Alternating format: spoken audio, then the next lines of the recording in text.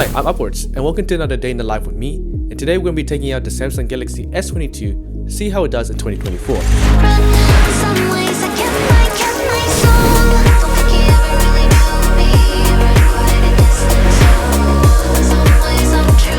Okay, so let's talk about why the S22 in 2024. Now the S22 has been out on the market for more than 2 years now. The price has actually depreciated quite a lot to the point where it's about the same price as the Samsung A55, which makes the S22 become a very compelling idea to go for instead of the A55. However, is the S22 actually that good in 2024? So in this day in the life, I'm going to be testing out everything from the performance, the display, the cameras, and of course the battery life. And we're going to see how the S22 does today. I'm also going to keep an indicator on the bottom of the screen to show the time and the battery percentage throughout the day, so you get a rough estimate of how the S22 performs throughout the day and what tasks and what things make it drain a lot of battery. Alright, let's get going.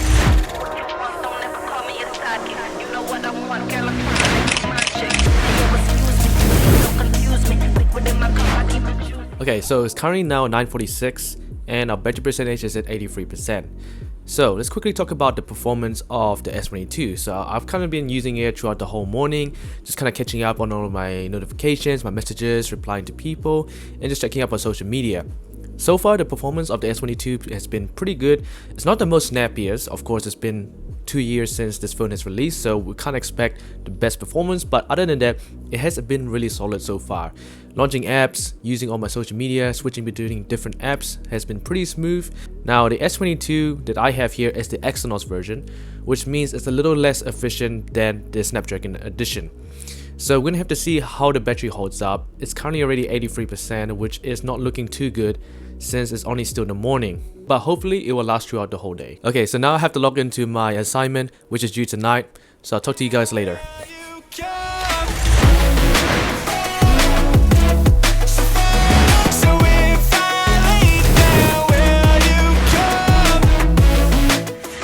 Let's talk about the design of the S22. Ever since the S20, the design language of the regular S phone has been quite plain and simple, with a slightly curved body, a flat screen, and the camera island that melts into the side of the body. It's safe and simplistic, but it doesn't attract any attention. It's still distinctively Samsung, and you can tell it's an S22 when you see it. The back glass and frame are fingerprint magnets, which does mean you might want to put on a case or keep wiping it down. Either way, the design has a nice minimalistic effect and it is quite comfortable to hold. It still looks very premium in 2024 with its glass and aluminium sides, and compared to other phones in the market, it stands its own. The water is calling, the night is young, so if I lay down, will you come? Follow, so follow, so if I lay down, will you come? Follow, so follow, so if I lay. Okay, let's talk about cameras now. So the Samsung S22 comes with 3 cameras. It comes with the wide 50 megapixel, the 10 megapixel telephoto, and the 12 megapixel ultra wide. Now I've been taking quite a few photos throughout the day, and I took some photos right now in this area. So let's talk about it. The dynamic range is good, but not the best in 2024. Compared to my iPhone 15 Pro, there's quite a big noticeable difference between the dynamic range of the S22 when compared to the iPhone 15 Pro, especially in the highlights and the shadows.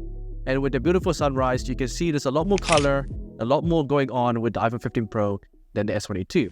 Not to say that the S22 is bad, in fact it does incredibly well, and if you compare it to any other mid-range phone such as the A55, the dynamic range on the S22 is way beyond it.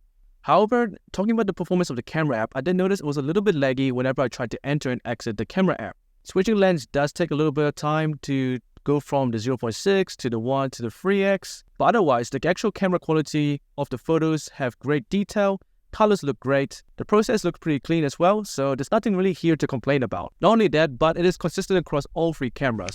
Whether you're taking photos on the telephoto, wide or ultra wide, all of the photos look pretty consistent throughout each of the different lenses, and there isn't too many noticeable differences in terms of quality.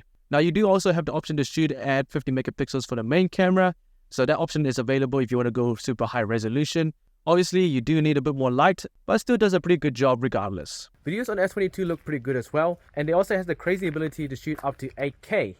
Well, I'm not really going to use 8K that much, but shooting at 4K is where it's at, and that looks perfectly fine on the S22. You can also shoot at 4K on all the 3 different lenses, so that means whether you're shooting on the ultrawide, wide, or telephoto lens, you're still going to have the option for 4K, and you can also do 4K 60, which is pretty awesome on this device. And just for fun, this is what 8K looks like. Obviously, you're not going to actually see an 8K resolution, as YouTube only allows me to upload in 4K, but I don't know, there's probably not many differences you could see, but here's just one for fun. Alright, let's go back inside again. Okay, so I'm just about to head off to work, but I quickly want to check in with the S22.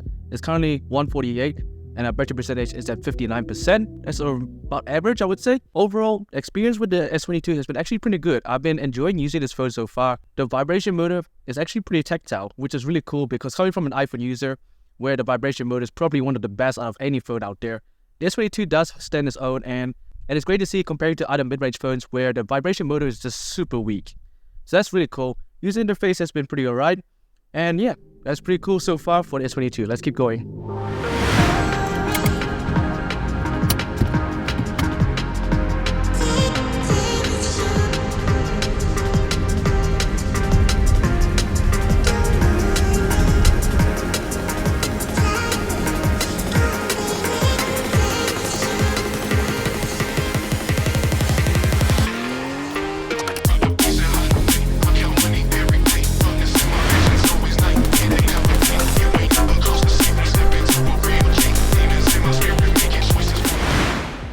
Okay, so I just got on break from work. It is currently 4:37 and our battery percentage is at 44%. 44% at this time is a little bit alarming. Hopefully it'll make it throughout the whole day. I'm hopeful, but this is not looking the best so far. Now I want to talk about the display. So the Samsung S22 has a 6.1-inch OLED display. It has 120 Hz refresh rate and it has a peak brightness of 1300 nits. So 1300 nits in 2024 is decent. It's actually better than most of the mid-ranges, such as the A55, which only has up to 1000 nits. So 1300 nits is pretty good for outdoors, as long as you're not looking in direct sunlight. In most environments, it's pretty comfortable to use, and I don't think there's any problems with the display brightness. The borders on the display are pretty thin. They're not as razor thin as the S24, but they still look pretty good in 2024. And compared to other mid-rangers like the A55, which has very thick borders, the S22 looks really good. Taking a look at the viewing experience on the S22, we also have great colors. With Samsung displays, they're always going to be set to vibrant, so you're going to expect some pretty good saturation. And it also has HDR10 Plus certification, and it also has a Full HD display. At this size, it's about 427 pixels per inch, so that's a lot of resolution, a lot of pixels.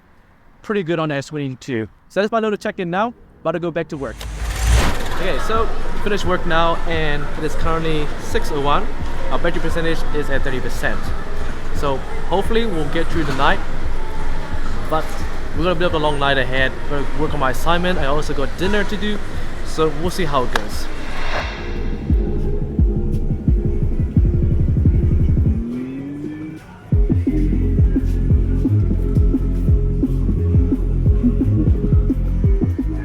Welcome back to Outdoors YouTube channel. Please remember to like, share, subscribe, and leave down a comment to see more upcoming videos. Wait, that makes no sense. Comment what you would like to see in upcoming videos.